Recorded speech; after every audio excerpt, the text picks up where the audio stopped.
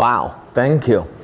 I'm very honored to be here today. And first of all, I want to celebrate you guys because all this hard work that you're doing here today and that you do all school year long. Hey, you get summer off, but you work hard during the school year and you come out of your own pocket to do a lot of things. And I know you guys are underpaid, so I want you guys to do me a favor right now. Just to celebrate you, I want you guys to all stand up and give yourself a round of applause.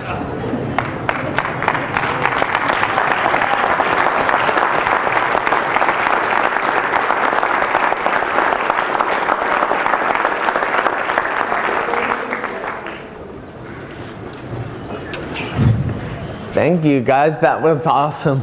I've never ordered teachers around. But, all right.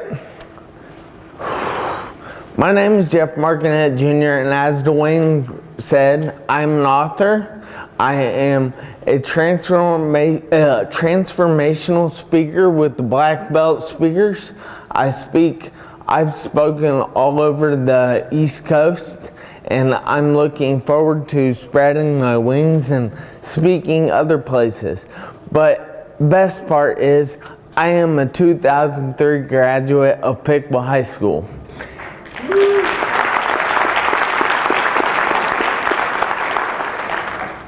All right, now I'm going to test your reflexes here.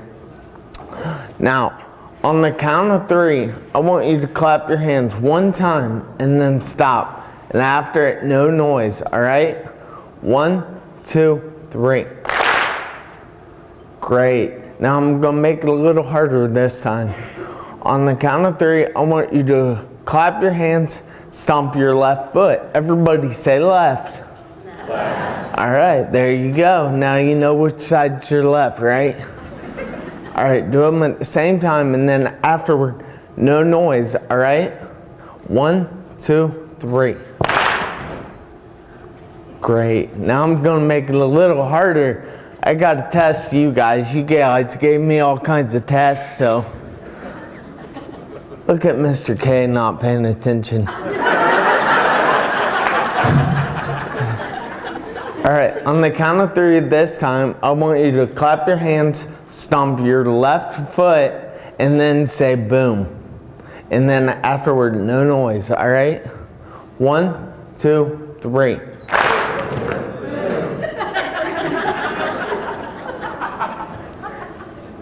Wow, I don't even know what to say about that one. All right, but that was the last sound I heard when I was 17 years old sitting at a red light. When it turned green and I pulled forward to go, a semi decided to run the red light.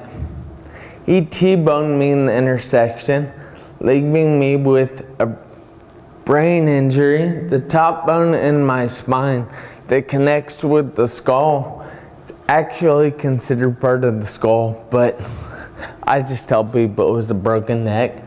But it was a broken atlas, and then I had a broken jaw, 2 fractured ribs, a punctured lung, and a ruptured spleen.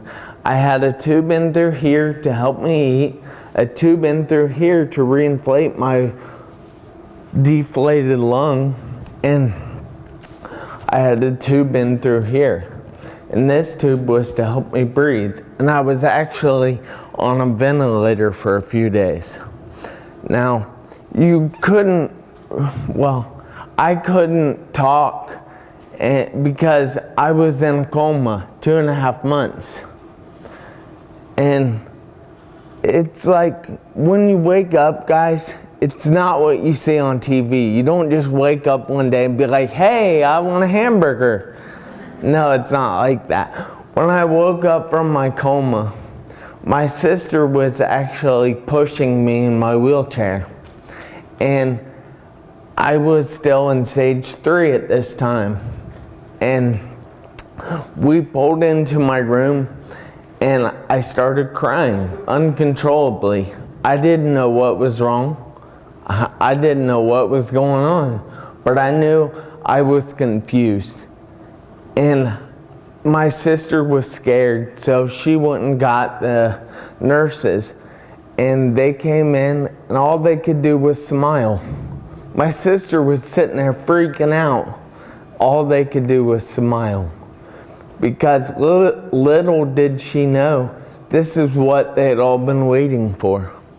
This is when I reached stage 4 in a coma. And that meant I was coming out of it. And chances are, when you reach stage 4, your odds of getting better are better. So I'm very happy that I reached stage 4, but I still had a long road ahead of me at that time. I had to relearn to walk, to talk, to eat, and to drink again. Now I still do have a little trouble. You can tell my hands kind of shake, and I stand like this all the time, and I just don't talk the best, but I'm getting there. And it's been 16 and a half years now. I'm still in therapy. Actually, I take that back. It's been 16 years. I'm still in therapy. I still do it. Guys, look, they gave me all kinds of stuff to do when I got home. And when I first got into a wheelchair, they told me, hey, you can stop this at any time. People live every day in a wheelchair and they're happy. And I said, no, I'm gonna keep right on going. And then I got to the walker, and I actually came to high school with the walker. I was probably one of the first students in this high school with the walker. And my therapists were like, wow, Jeff, this is great. You're doing amazing. You know, you can stop doing this at any time. And I'm like, I don't know. I want to keep going. So then I got to my cane, and that's where I was when I graduated. And they told me, you know, Jeff, this is awesome, but you can stop this at any time. People live every day with a cane, and they're happy. I was like, I don't know. I kept going. And then I got to walking with nothing, like I am now. And they're like, wow, Jeff, this is amazing. You're walking with no assistance at all. And it's like, yeah, I am. And they're like, you know, you can stop this at any time. People live every day walking with nothing. And they're happy. And I said, no, I don't want to stop this. I want to keep right on going. I want to run, and I will run. I'm going to run faster than Mr. K one day. You wait and see. But therapy is hard. Has anybody here ever been through physical therapy? You have? Man, quite a few of you. And how was it? How was it? It's hard work. It sucked. And imagine, how long were you in it? About 8 weeks. 8 weeks? Couple months. You know, 8 weeks is a couple months, right? Where'd you graduate from, sir? No, but it's you can see here 8 weeks and 2 months. It was hard work though. It sucked, as he said. Imagine, I've been in it for 16 years and I haven't stopped. And I'm not planning on stopping anytime soon. I work out 5 days a week, and Mrs. Fox works out there too. Just had to give away that little bit of knowledge.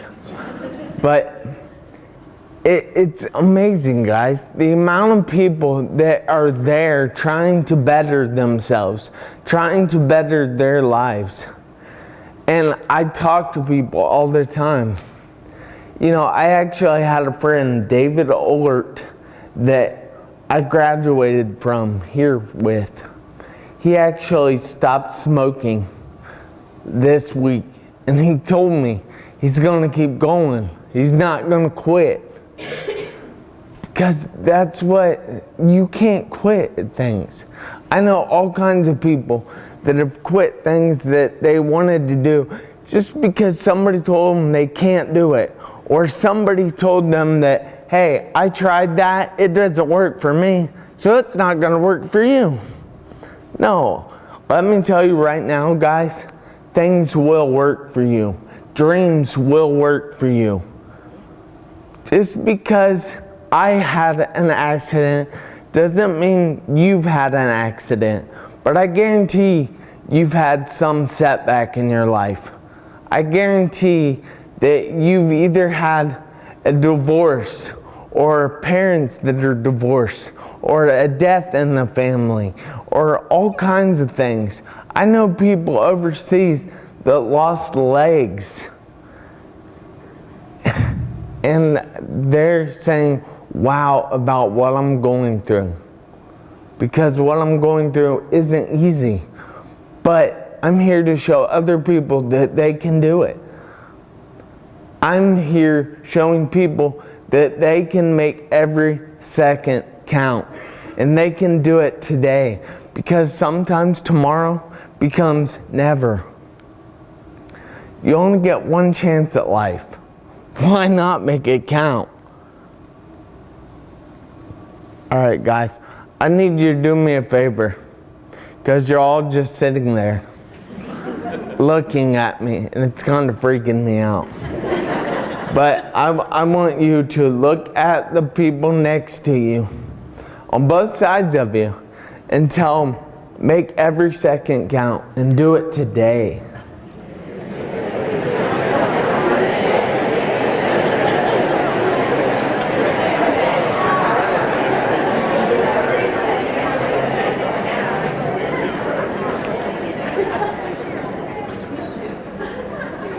That was amazing. Nah, but all right. After everything in my wreck, and before I really started heavy on my therapy, the doctors tried to tell me that I wouldn't be able to walk, or if I did, it wouldn't be easy. I said, okay, that's fine. Because you see, doctors can test blood. They can do x-rays. They can do MRIs. They can test your reflexes. But they can't test this. They can't test what's inside you. They can't test the fact that I'm willing to work. And if you're willing to work, then that's all there is. Life can be so much more than other people say it can be. Just because somebody tells you you can't have a good life, don't listen to them. Don't listen. Because there are people like me out there trying to speak life into you, trying to help you make every second count. Because that's important to me. That was one of my goals after my accident. And this book that I wrote up here that I actually have for sale for $15 today, it shows that I am out there because there are 10 total authors in this book. I've written 2 chapters in it. So how many chapters is that? Not that. There's 10 authors, 2 chapters apiece. She said 15. Where's the math teachers here? I think she needs some tutoring. What, are you a math teacher? No, thank God. All right. I feel sorry for this one. But look, Guys, I understand your teachers. You have to do this for me though. You have to imagine you have a kid. Would you want yourself teaching that kid? Think about this. Because you want your kid to learn the best things, right? You want your kid to know what he's doing in life, right? So if you had a kid, which many of you do, and I've even seen some pregnant here, imagine if that kid would pop out of you right now, would you want yourself being that kid's teacher?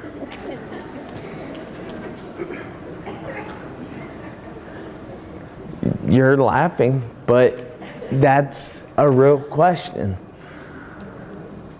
Or do you think you're good enough to teach that kid? Because trust me, you are. It's going to be hard work. And if you've never had to work hard, wait, it's coming. I guarantee it. It's coming. Because we only get that one chance at life, like I said. And we aren't going to make it out of this life alive. You had to die to leave this place. And no, I'm not talking about Piqua High School.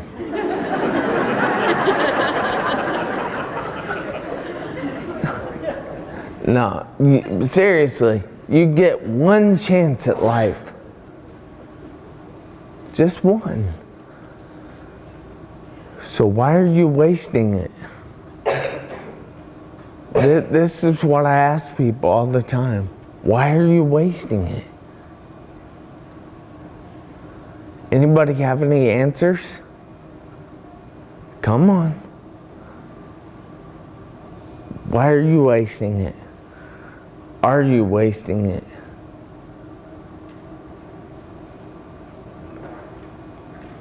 You really have to think about these things. Because, what? I said fear. Fear? What are you fearful of? I'm just saying people oftentimes live in fear and it holds them back. All right, fear holds you back. You know, fear stands for false evidence appearing real.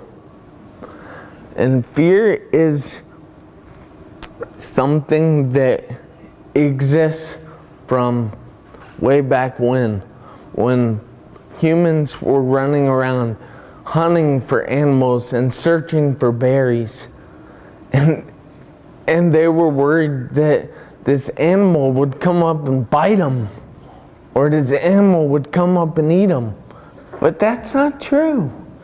We don't have animals like that around here. Other places in the country, yeah, you kind of have to be fearful. But not here. Not in school.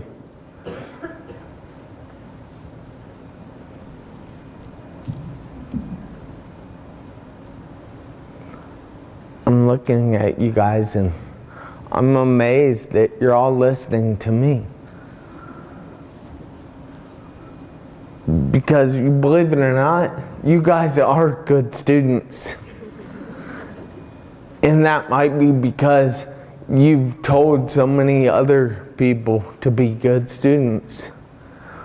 Well, I'm a student of life.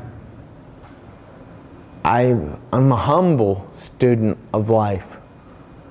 Because I've done these things, and yes, I've written a book which is for sale for $15. But I'm not any better than anybody else. You guys can all accomplish things in life. And I know this is something you probably preach to your students all the time. But they can accomplish something. Look, I graduated with my class. After my accident, I made up my whole half of my junior year during the summer before the senior year. And I actually walked across that stage. Now, it did require some help. I had Rebecca Daniel, who I don't think is Rebecca Daniel anymore, but I had her. She was walking with me, holding my hand, and it doesn't hurt that she was pretty attractive. But I walked across that stage. And I walked in this room today, and I'm standing here right now telling you guys that you can make every second count. So stop wasting the seconds.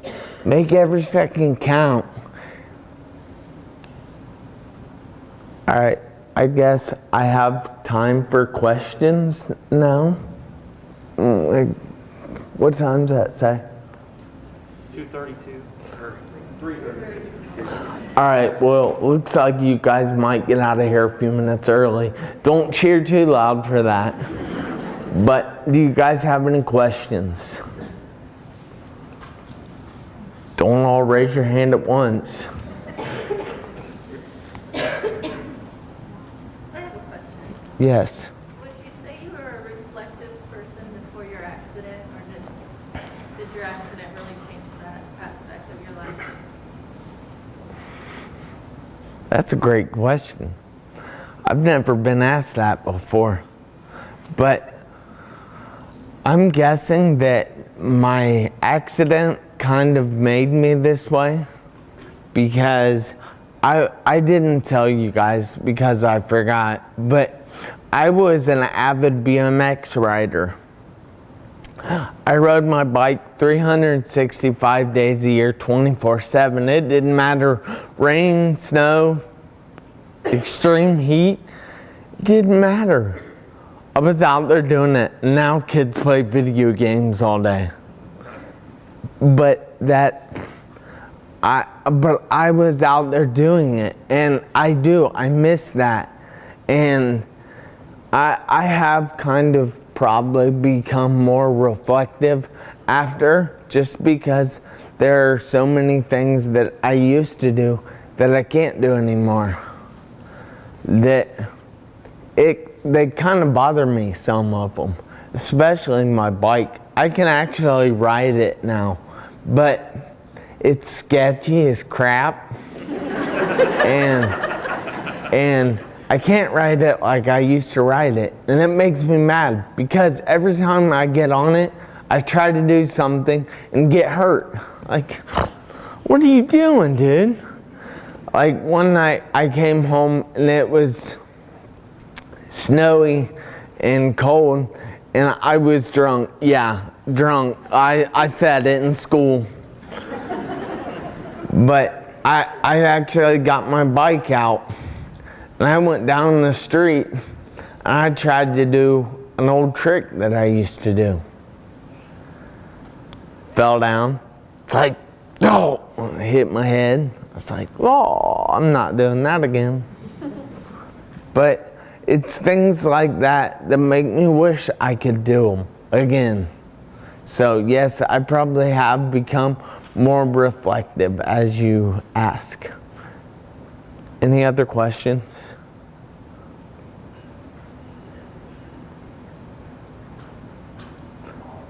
Like I said, don't all raise your hand at once.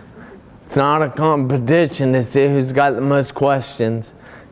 How did you get started with Well, honestly, I've been doing a program at Miami Valley Hospital in Dayton for like 14 years now, that I go in, which I've never missed a session of in the 14 years. And we've even changed around vacations and things so I could be there. And it's a Montgomery County court-appointed program for kids or young adults. Can't say kids in here because you guys are all kids. that have been convicted of like speeding, running stop signs, stoplights, had wrecks, DUIs even in some cases, which I generally give them a hard time too. Like Dwayne, I gotta give him a hard time. I see him up there, he's nodding off in the back.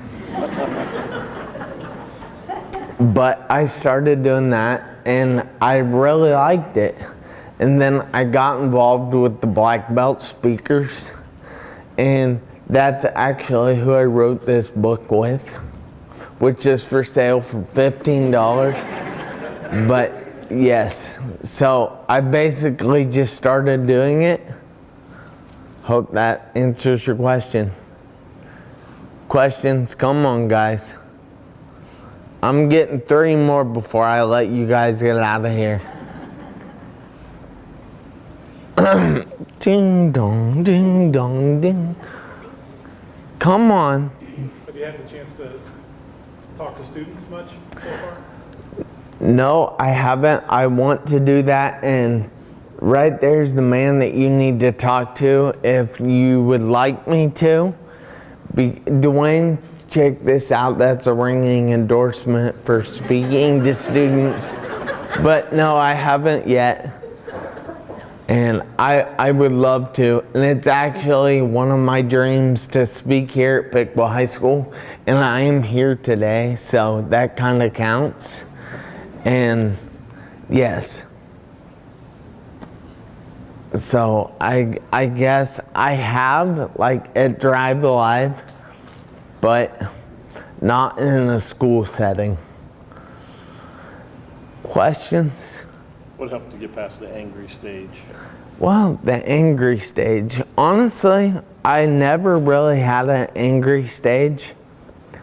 I wasn't even mad at the truck driver after I learned that he was a French-speaking Canadian that spoke no English. And we don't know if they stop on red in Quebec, Canada. But so I wasn't even mad at him. And I haven't heard from him to this day.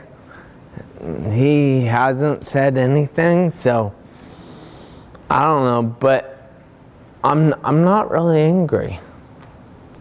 Thank you. Appreciate that. One more.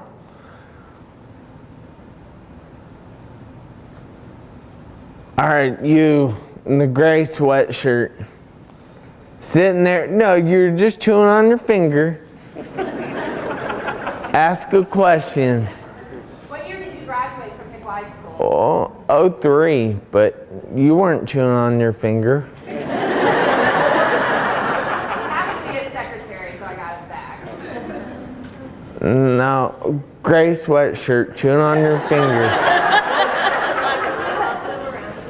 Yes, I still live in Piqua. I'm not here a lot, but yeah, I still am in Piqua. Yes? Do you have any siblings or children in the district? Man, you guys don't listen, do you? No, I do have a sister. She's 46 now. She graduated here, 89. So you don't look that old, but you might know her. It's Penny Miller. It's actually Penny Lee now, but she got married. Yeah. Any other questions? Because she had one, but it didn't count because... Sorry, miss. Dwayne, you get a question. I got a question. Yeah, you're on the spot, son. I don't have a question because I've seen you speak before. Man, terrible crowd. My question would be, what was you aspiring to do when you were 17 and you were thinking of your future? What would you do if this accident went past? See, now that's a good question. I was either going to be a bum on somebody's couch and riding my bike constantly, or I was gonna join one of the armed services and learn to be an engineer, learn to be a mechanical engineer. So, but I don't do math well now at all, like her. All right, guys, I need you to do me another favor. I'm going to count to 3. And on 3, I want you to yell, boom. But this time, I want them to hear you outside. I want the school bells to go off. All right? And then afterward, no noise, okay? 1, 2, 3. All right, that was pretty good, but you guys can do it better. On the count of 3. 1, 2, 3. That was better. That was quite a bit better. But the first time I had you go through all those things was my wake-up call. The second time was yours. Now go out there and make every second count. And again, do it today. Because if you wait, that might become never.